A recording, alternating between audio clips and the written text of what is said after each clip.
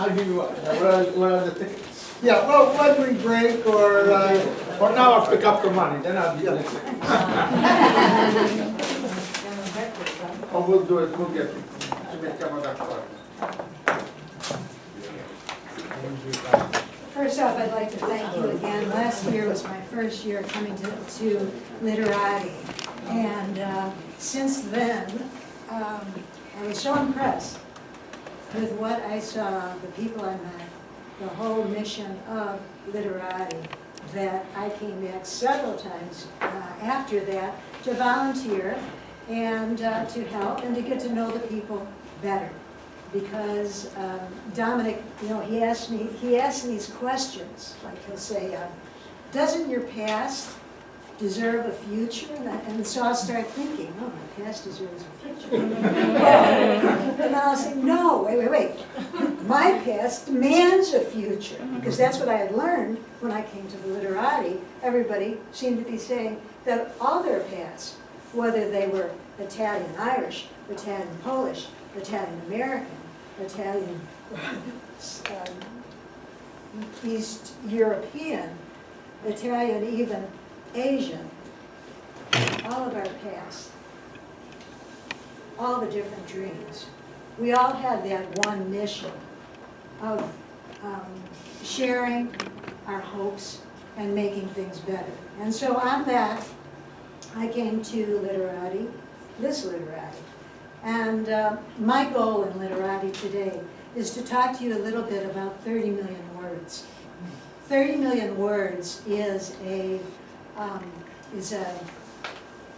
plan, it's a research. And what it says is if we can say 30 million words to our children, we're going to make their life better. We're going to help them solve problems. Now, in order to say 30 million words in storytelling, we're going to have to do something very strange. We probably haven't done it for a while. I'm sure I haven't done it. I tried to do it the other day with my granddaughter. We didn't get too far. I could not get the things out of their hands, the devices. So saying 30 million words and talking to your children through storytelling and getting them to read in the summer, all these things will make their life easier and richer. And that's one of the goals I have. And in order to do that, I want to talk a little bit about conversation starters. That's what I'm going to be demonstrating with you today. I'm sure at times you may think it looks a little strange, but I'm really trying to demonstrate some of the very best practices from my mother's table, and your mother's table, our first teachers, our parents, the very best practices from the classrooms. I'm trying to bring those practices to the living rooms and to the communities. I'm trying to do a community action network where we all can work together for the benefit of our children and their futures. So I'll start a little bit with some of these hooks to books. And the first hook I like to use is this one, where I kind of do this. I think, what's this about? She's like a weirdo. Well, I'm just thinking. My first book, Connected in American Homecoming, is about my roots. And it's the roots, just like your roots, that deserve, in fact, they demand a future. Because they are very human-based roots. They're the kinds of things that many of us want to pass forward. And so when I looked at this book, when I thought about this book, I found that I was singing a song. I was actually hearing this book sing to me. And it sang, thumbs up if you believe me, it sang, "O sole mio." I'll try again. No. All right, heart and soul. No? Wait. It was singing to me. This was singing to me. But my grandchildren want to get in the act, right?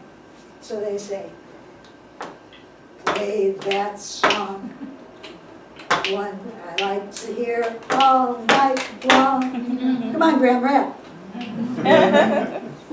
This song, this book is singing to me.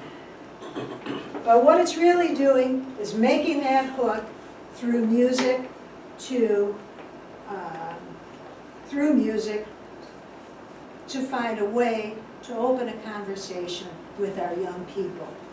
And this is what I mean in one small way about hook to book. But my book, what is it about? Let's see. The back says, living the dream, a lifelong mission. Well, my grandmother came here at the age of 32. My mother, 4 years old. My father, 9 years old. And this book talks about how each of them have battled to reach their dreams, to make their life better. And one thing's for sure, that what started in Italy in this book is tested in America, and it's tested today. So I think the book, you know, is really a good example of how people face challenges and overcome obstacles. But another thing I want to talk to you about a little bit more right now, if you'll help me, Anna, put that on, is, you know, the ideas behind the book and how the book became a story. Because really, I'm coming to you today to ask you to partner with me on this Community Action Network so that we can get these stories. Again, the question, doesn't your past deserve a future? Doesn't your past demand a future? So this is the story of how this book came to be, but more importantly, this is what Literati is about, and I'm going to talk about this in a minute. Whenever you're ready. Thank you. Yes. This is the title of this book. This title was altered somewhat. We put this title through Amazon. They liked it. We self-published this first book. And after we self-published this, Amazon said, well, you know, what we're going to now have is we're going to have a contest to see, to have those self-published books. They're looking pretty good. They're looking almost as good, if not better, than professional publishing companies. We couldn't participate because they decided the contest was going to start somewhat after the release of our book. It's kind of an interesting combination of events. Well, self-publishing is developed and become very high quality. Next.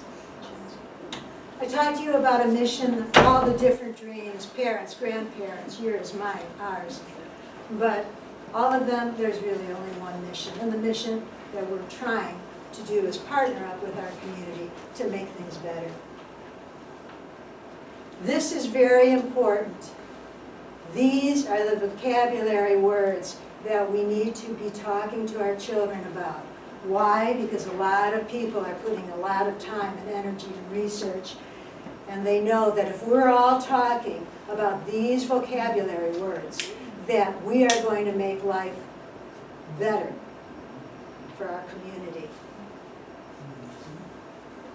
Next one. That's what I read to you today, the challenge of being tested and overcoming.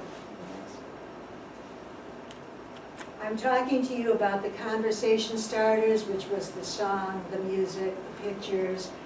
I had passed out some cards initially, and they have questions on them, and we'll be talking about that in a minute. These are indirect teaching strategies, very best practices of the classroom being transferred to living rooms and community action groups. I talked to you about literacy drives in 30 million words. Why? Because it makes our community peaceful and richer. Where? Where am I going to possibly talk to my children, my family, my friends? Well, if you can get the devices out of their hands over to the side for a few minutes, don't touch your phone. I have a story, a serious story. 7 people in the dining room. We walk in. Of the 7 people in the dining room after dinner, 7 of them are on their devices. Okay, no surprise, right? Is this right? You've seen it, you all see it. Of the 7 people in the dining room after dinner, 3 of them are texting each other. Yeah. Okay, if you can get them off their devices, collect them at the door.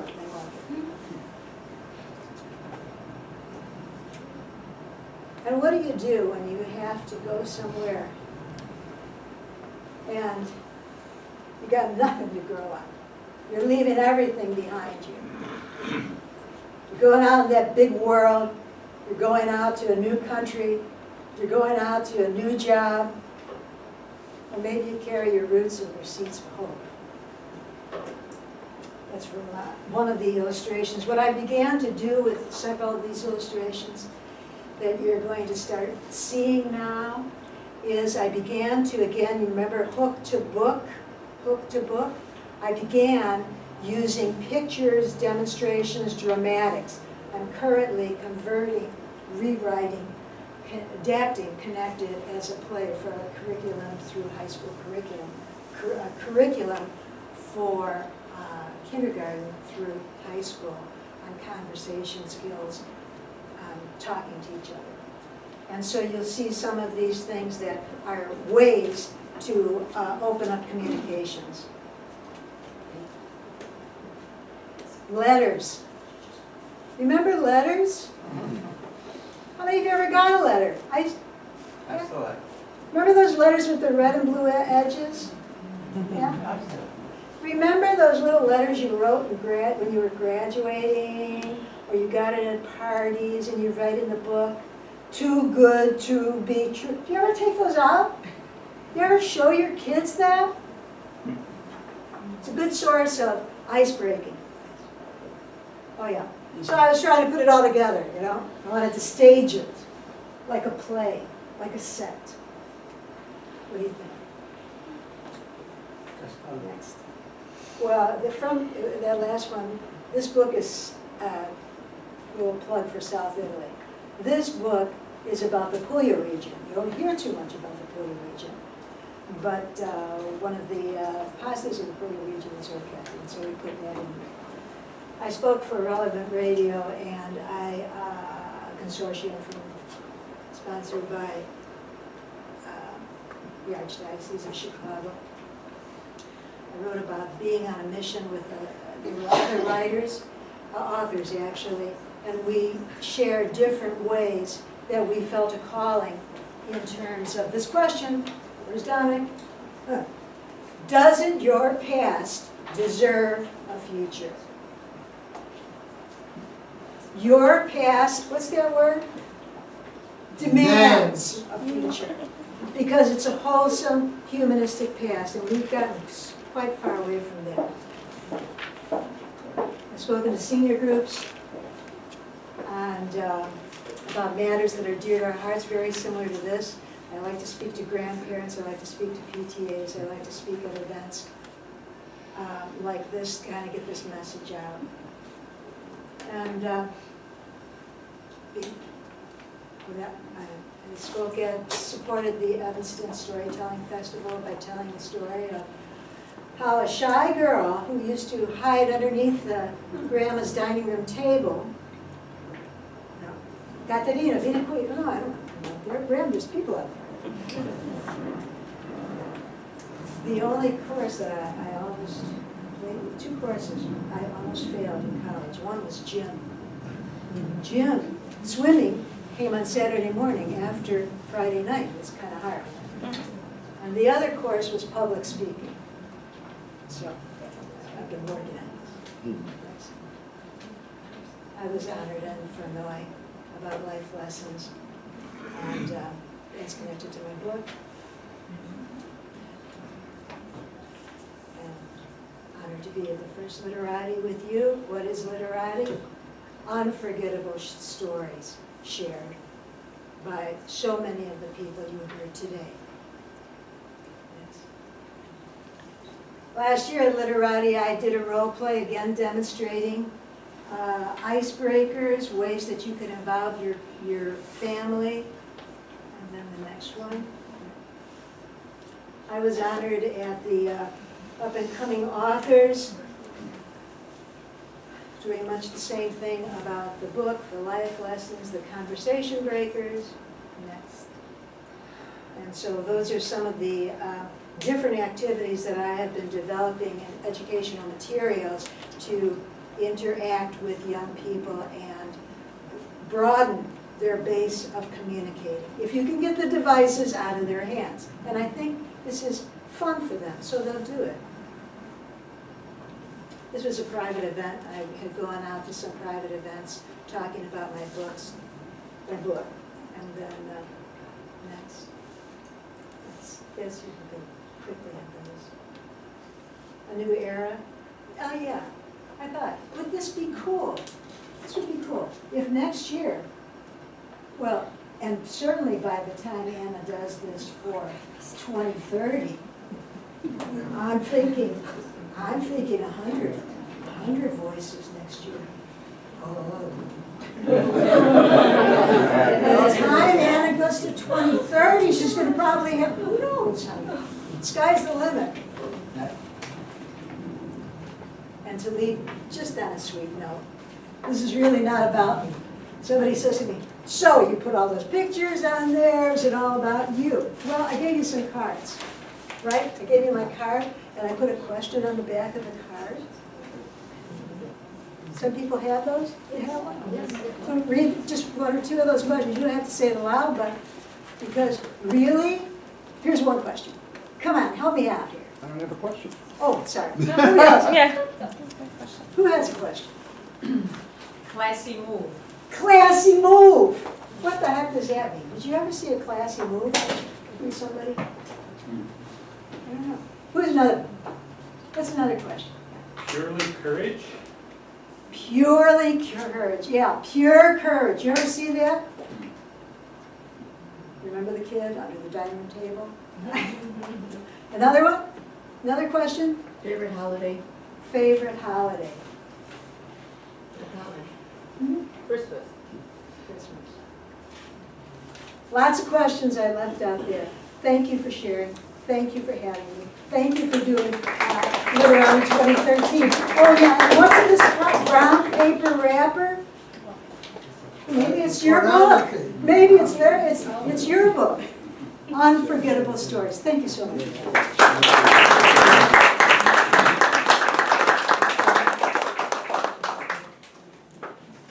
Really a lot to think about there and internalize. I have to say, though, that your past deserves a future. The origination of that came from the Loyola University PR department and graphics, and they captured exactly what our Loyola project was all about. Some of you might want to know about it. We have created an endowment to pay a professor in perpetuity of Italian American Studies at Loyola University Chicago. The person will be named sometime in September or October. So we're looking forward to that, and we're hoping that all of you folks, as great New York Times bestseller authors, will cooperate with that person who comes in and share your wisdom and come free without asking for an honorarium. Okay, our next writer is scary, inspiring, and I first heard him on the radio, and I wondered, who is introduced this person, and oh, that sounds like an Italian last name. And then he said something about, my parents were immigrants, and they were focusing on trying to make it in America, and this left an opening, and that's how I ended up a skinhead. And what a story, and relatively new for Italian immigration. And so, here, I'll let him tell his own story, he'll do a much better job. Christian Picciolini.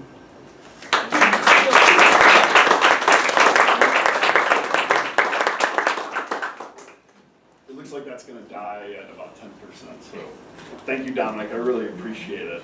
So, I'm going to do a little bit of storytelling, but I'm also going to do a little bit of reading. But first I want to give you a little bit of information on what Dominic was talking about. My journey started 23 years ago, not 43 years ago. In 1995, when I left America's first neo-Nazi skinhead movement that I helped build. I was 22 years old at the time when I left. But I had already spent 8 years of my life, every single one of my teenage formative years, as part of America's first neo-Nazi skinhead group. But I want to take a step back first. I came from a very loving immigrant family that came from Italy in the mid-1960s. They settled in Blue Island on the south side, on the southwest side, in a community of other Italians from the same village that they came from. And as you know, if you're an immigrant or if your parents were immigrants, they had to work extra hard to make it in a country that seemed very foreign, where they faced prejudice themselves, and where they really had to count on each other to survive. People that they knew, family members, because they were out working. So I just want to, before I get into the story, this is my family, this is my parents and my little brother Alex. My mother is here right now. She's right there videotaping me. So I just want to read something to you to just kind of give you a little bit of a background first. This is a chapter from my book, Romantic Violence, Memoirs of an American Skinhead. Perhaps who we truly become begins with our parents' emotional state at conception, multiplied at least tenfold by our pregnant mother's dreams for us. It may well begin with DNA combining randomly, taking some from dad here and mom there, but that's only the bones, the hair and eye color, nose shape, height, and other physical characteristics by which the outside world recognizes us. Maybe the real person, the inner being, is determined not by the arbitrary mixing of genes, but by some mystery science has yet to unravel, a metaphysical occurrence of two souls inviting another soul to come to life. In my case, the two souls were Enzo Picciolini and Anna Spinelli. My father, the youngest of 6 children, had been fatherless since his early childhood, growing up in a tiny southwestern valley town near Salerno, Italy, called Montesano Scalo. After my father's dad passed, my grandmother moved the family from Italy to Chicago to be near a sister who had already emigrated to the United States. So in 1962, when my father was 16, he boarded an overcrowded passenger ship, and a month later settled down with his family on the south side of Chicago near Midway Airport. Enzo later enrolled in beauty school and learned enough in English from his older brothers to pass his licensing exam. When he was 25, he met my mother, who, like himself, was also an Italian immigrant and a hairdresser. Within 6 months, they were married. I know little of their courtship. I've seen wedding photographs and old films, but I can't say whether they were in love or just at the age where they both knew the time for marriage had come. I imagine they were both relieved to wed someone with a similar background, someone who understood the trials of being an outsider, of struggling with a language to which they had not been born, adjusting to odd and unfamiliar customs, all the while trying to build a new life on foreign soil. And so in Chicago, on a cold and frosty St. Valentine's Day in 1973, I was conceived by 2 young Italian immigrants torn between 2 lands. Awkward and ill at ease in one country and far away from the other, they were determined that their offspring would know none of their struggles. Anna and Enzo's child would not suffer language barriers, would get a fine American education, would have options beyond blue-collar jobs in the great land of opportunity in which they had planted their roots. To prepare for my birth, my parents made a drastic and culturally uncharacteristic decision. They stretched themselves well beyond their financial means and bought a house in suburban Oak Forest, 10 miles away from Blue Island, the working class Italian neighborhood on the southwest edge of Chicago where my mother's family lived. Nonna Nancy, my mother's mother, the matriarch of our family, and Nonno Michele, my grandfather, had left Ripa Candida, their close-knit and quaint farming community near the ankle of the Italian boot 7 years earlier, in the mid-1960s, to join the ranks of other Europeans who believed the United States was the promised land. After trying to emigrate for many years, the process complicated because my grandfather had also lived and worked in South America upon completing service as a master corporal in Mussolini's Italian Air Force during World War II. They finally settled into Blue Island, an urban enclave populated with people much like them, hardworking Vipacandidese families who believed in family, old world traditions, and daily consumption of olive oil and pasta. My grandparents advised my mother against her decision to move out of the neighborhood. Nonna and Nonno lived in adequate comfort in a friendly community made up of old 3-story apartment houses made of cinder blocks and bricks, small gardens overgrowing with bell peppers, herbs, and tomatoes, and basement cantinas crammed with aging mason jars of homemade tomato ragu, cured sausage, and bottles of vino. Don't worry about it, I don't need it. They may have moved to a country full of people with strange customs, rude behavior, and no respect for the old ways, but they had the good sense to live amongst those who adhered to the right way of life, the Italian way. Outsiders may have considered Blue Island to be a lower middle class town, but it had everything my mother could want: family, friends, sustenance growing in the backyard, fresh eggs and milk delivered right to her front door every Saturday morning. Early Italian settlers had even built the St. Donatus Parish, San Donato, to you in the back, named after San Donato, their patron saint, back home in Ripa Candida. And every year the congregation threw a huge festival in honor of the saint, a feast that matched the one in Italy for devotion, wine, song, and celebration. My grandmother couldn't understand why her daughter would want to move out of Blue Island to hoity-toity Oak Forest. Forest, she'd mock in her fractured English. It was nothing but fancy split-level houses and manicured lawns. Trees wouldn't dare congregate on all that tidiness, even if there was room left over after all those 2-car garages were built. Why will families need 2 cars to begin with? And why did they want all their houses to be made of wood and aluminum siding and look the same? The whole notion didn't make sense to her. In Nonna's eyes, my mother would be paying more for substantially less. Besides, where would they get the money? It wasn't like Anna and Enzo were going to be able to afford it on the money they made from giving perms to old ladies. My mother consoled Nonna with the promise that she would bring me back to Blue Island every day. Now that the baby is a few months old, I'm going back to work doing hair with Enzo, and you will care for him while we're away. Not a day will go by that we won't see you, and Christian will know you as well as he knows us. I was barely a couple of months old when a routine that lasted for the first 5 years of my life began. Every morning, my mother strapped me into a car seat, raced over to Blue Island, dropped me into Nonna's waiting arms, and hurried off to work at the modest hair salon she and my father had opened after I was born. Half a day later, either she or my father, or both of them, would come back to swoop me up, eat dinner with my grandparents, put me back into my car seat, and rush back to Oak Forest. As an infant, I was usually asleep by the time we reached the house, and I imagine it must have been confusing for me to wake up in one place and spend the rest of the day in another, only to wake up again in the place where I'd begun the previous day with no memory of how I got back there. I never considered who played what role in my life and whether or not the various adults in it were going about things the right way. Nonna provided the nurturing and guidance a mother normally would, and it never struck me as odd that she was actually my grandmother. And just as Nonna played the role of mother while my parents were busy working, the fatherly responsibilities fell to my grandfather, Nonno. I spent hours at his side watching him saw wood and pound nails. A master carpenter, he showed me how to hold a nail just right.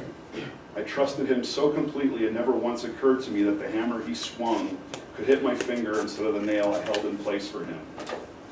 My grandparents practically raised me, and it was the sturdy 3-story brown brick building they owned in Blue Island, not my parents' cookie-cutter tract house in Oak Forest, that I considered home.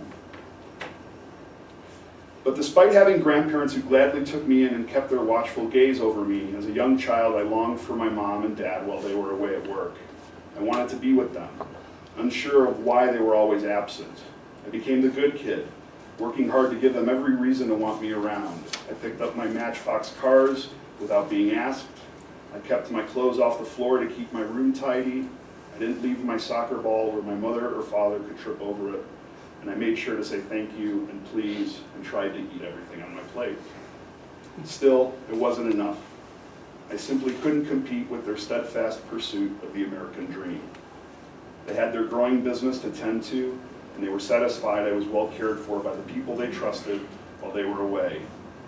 But as full as my life was, as much as my grandparents and I loved each other, I yearned to be more a part of my parents' lives. So that gives you a little bit of a thank you. That gives you just a little bit of the background of where I came from. So growing up in this Italian neighborhood, but having moved to a very non-diverse neighborhood, I didn't really know what my identity was. I didn't know if I was Italian, I didn't know if I was American, I didn't know if I was Italian-American, American-Italian, I didn't know what. And at that age, I just wanted to fit in. Despite looking a little bit like Chachi from Happy Days, I wish I still had that.